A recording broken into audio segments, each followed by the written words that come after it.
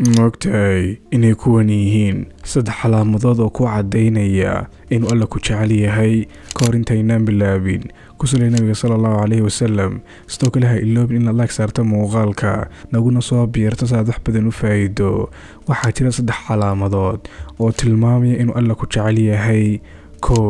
calaamada koobaad waa inuu qofku ka tago damaca badan iyo jacaylka xad dhaafka ee dunida nin asxaabta kamid ahaa ayaa weydiiyay rasuulka sallallahu alayhi wasallam waxa uu sameeyo si uu helo jacaylka Ilaahay rasuulkuna waxa uu u sheegay in haddii uu ka saahido adduunka uu Ilaahay jeclaan doono haddii uu ka saahido dadka waxa gacmahooda ku jirana dadku ay jeclaan doonaan